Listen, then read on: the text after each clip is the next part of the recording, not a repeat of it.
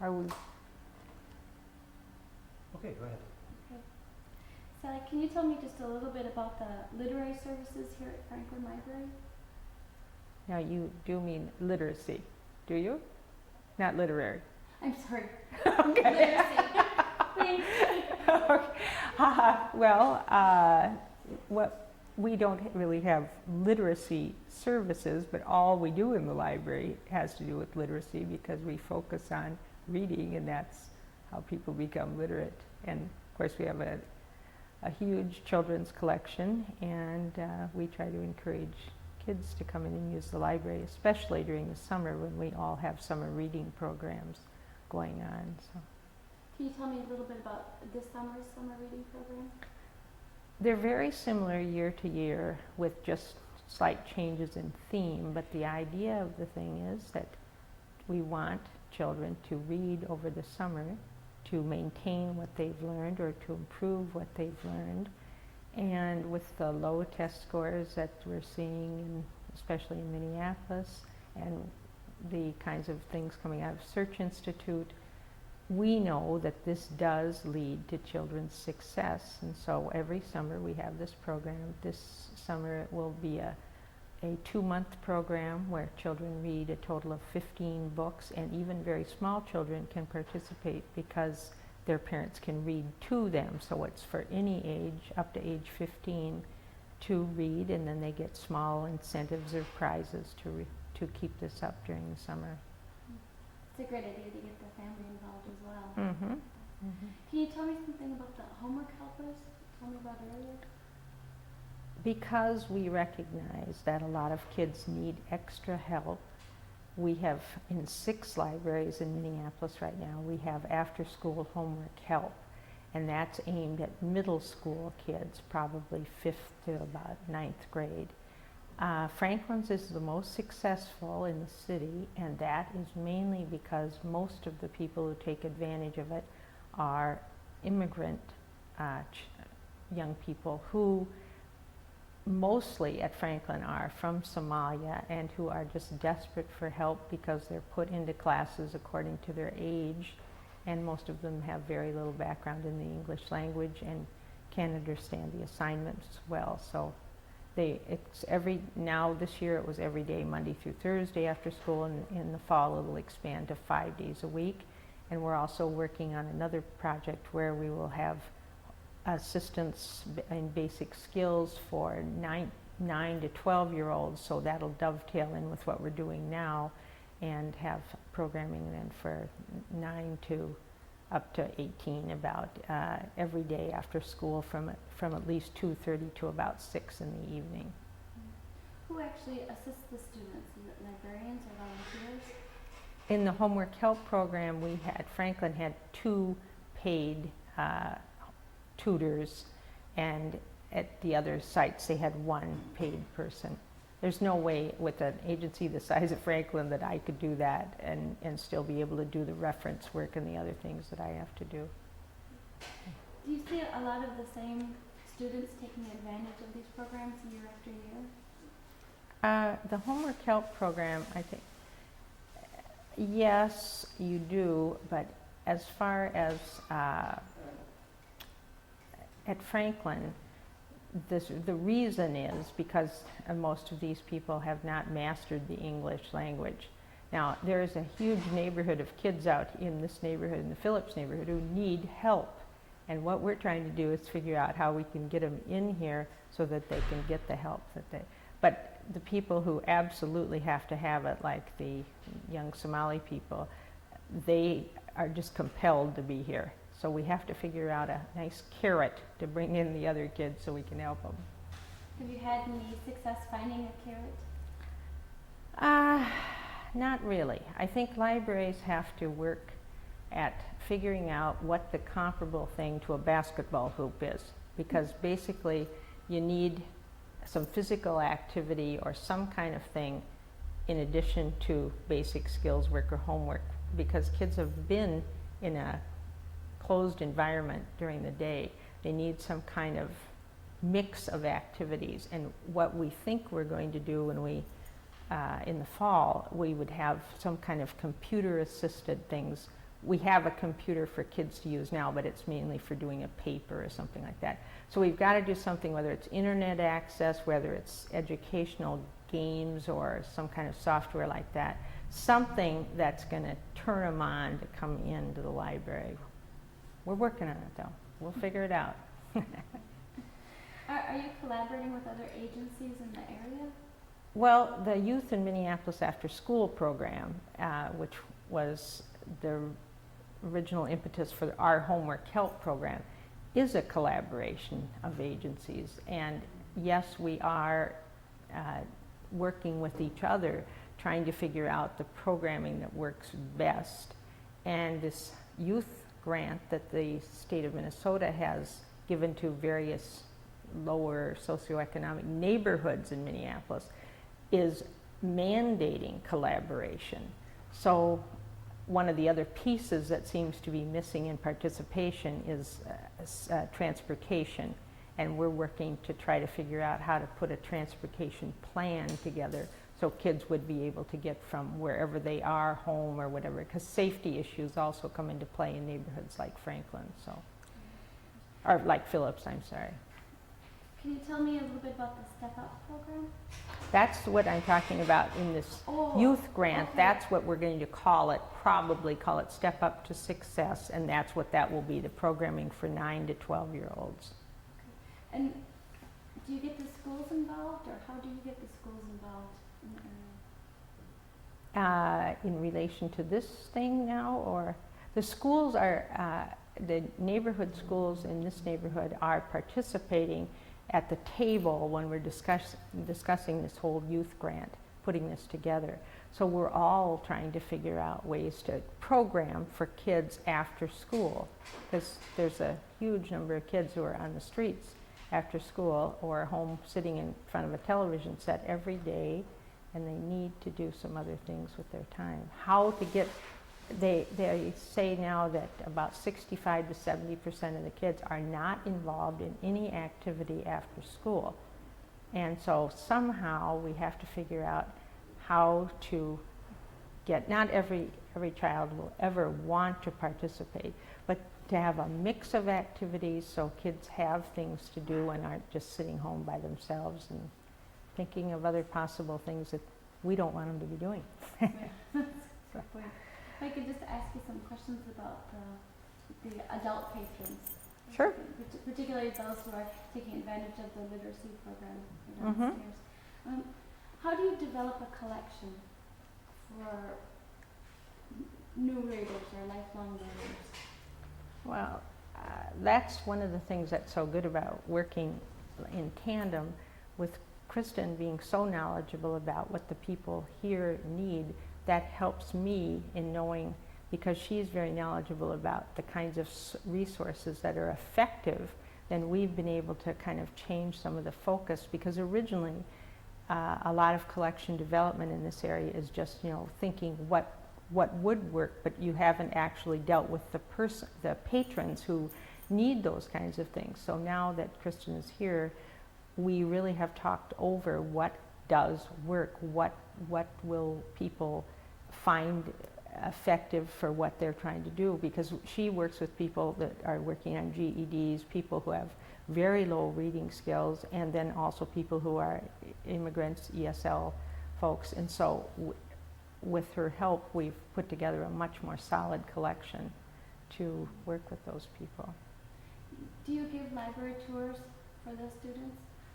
What I try to do, this doesn't always work, because as I say, with the 3-person agency, there is no one doing their, you know, young adult, and juvenile work in the library. And so since there's just me, what I try to do with new patrons is show them around and get them acclimated to the library, because a lot of people aren't used to libraries. They have no idea what we offer, where things are, and feel uncomfortable in asking. So I try to give every person a tour, but I don't. I always, Kristen and the people that she's had down here have been very good in taking the students to the area where the ABE and GED type materials are. But when when I know a new person is coming in and I'm available, I try to give them a tour, yes. That's good. I know that the Franklin Library and the Franklin Learning Center are both doing wonderful things. Did you have an interest in this area before you came to Franklin? Or in the area of literacy? Mm-hmm. Well, all my life I've known that if children are exposed to reading, they're going to be more successful, because everything you do has in some way you have to be able to read in order to do anything, from filling out a job application to just about anything you want to do in your life. So yes, I've had an interest in it, but I've never been as aware of it as I am now. So. Do you have any advice for any librarians or future librarians and how they might develop their skills or develop their interest or their awareness of literacy?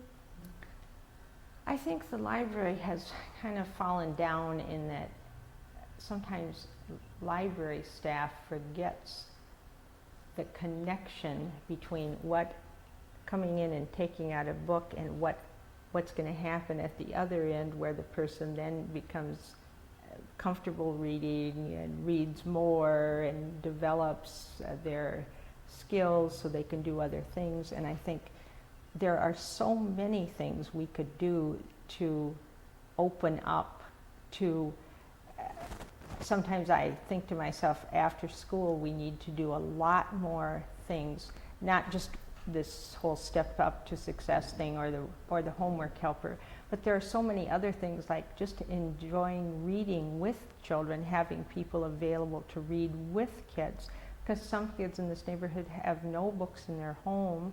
They don't, their parents are interested, but they've never had that as a value in their own life or never been shown that as a value. So there are a lot of things we could be doing more of if we had bigger staff and also just more innovative. You know, librarians in the past have tended to think that, you know, this is the box that we fit in.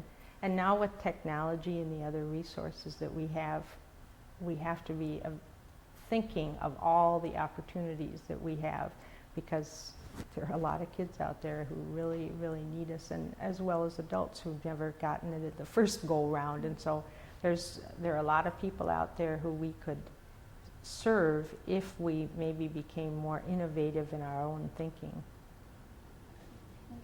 Well, I want to thank you very much for your time. Is there anything else you'd like to say?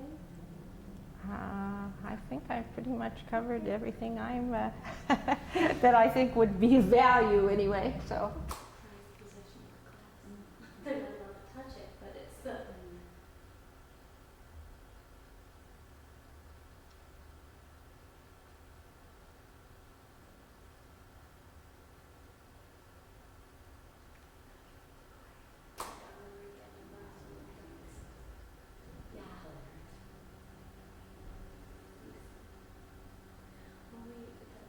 First small study we had was to look at the demographics of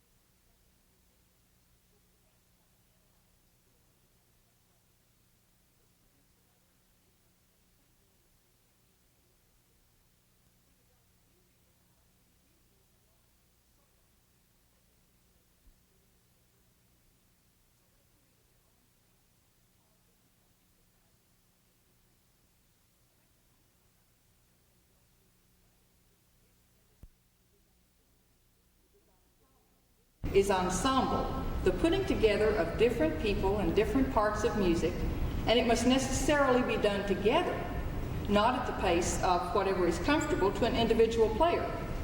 Students will practice at home, but they always have to keep in mind the correct notation for the length of the notes and the speed at which the piece will be performed.